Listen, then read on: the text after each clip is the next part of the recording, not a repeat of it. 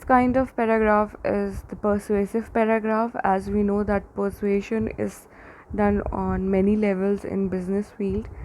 As a seller or the company or any organization, you need to persuade a number of funding bodies or clients to work with you. So persuasive writing is very important.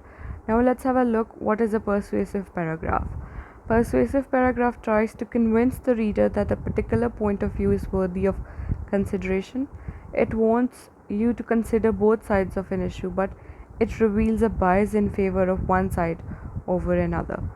Because if you're trying to sell, let's say you have a client who wants to buy a uh, PlayStation, right? But you have two kinds of PlayStations in your company or organization, or maybe perhaps your shop, and one of them is expensive and the other one is less expensive, and your client is there to buy, let's say, 100 pieces. So what will you try to do? You will try to convince them that the expensive one has more functions to offer. First of all, of course, you will try to assess the buyer, whether they have the money, whether they have the capacity to buy the expensive one or not. If that is not the case, then you will try to move on to the economical one so that you make the sale. So that is how you persuade a reader or a buyer or any client. Persuasion is a technique which is used in spoken language as well and in your written language as well. Facts may be presented in support of a position, but the writer is not being objective. Definitely agenda is there. The person who is trying to pursue or persuade somebody, they will not be very neutral. They will have to take side of one side only.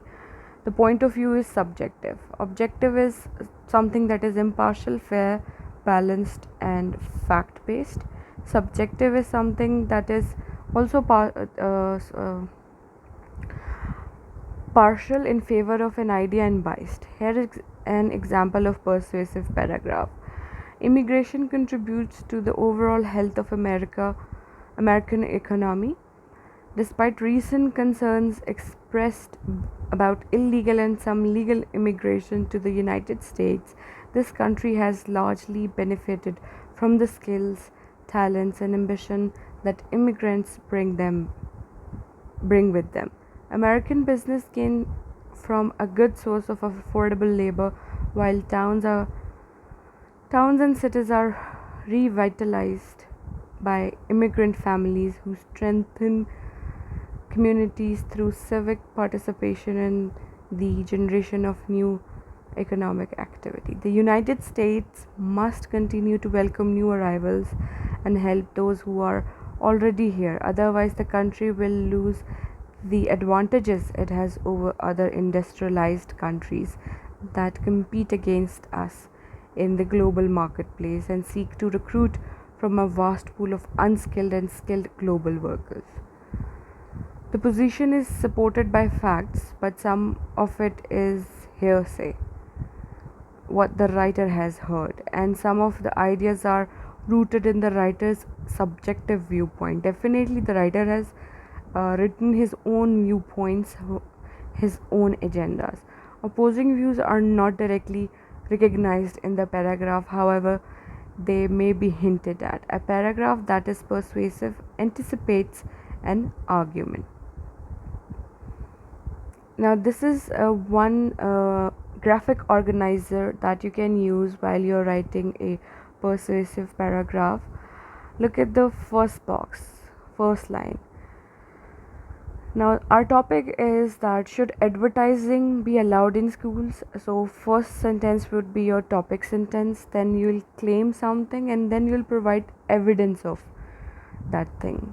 For example, if you claim that yes, advertisements should be there in schools, that is your claim, right? That is also your topic sentence, and then you provide evidence that how it has helped the students who have been exposed to advertisements. So this is how you organize your persuasive paragraph.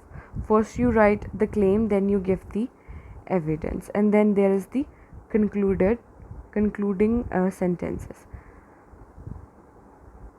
Now, the next thing that we can talk about, the next example is, should teachers be allowed to give homework? In a well written paragraph, state and support your opinion. Now, this is the example that you can read at your own once this is over. All in all, in this paragraph, the benefits and the demerits of homeworks have been given, the topic sentence has been explained, claim 1, evidence, claim 2, evidence 2, etc., and concluding statement has been shared. So, this is how you can write a persuasive paragraph.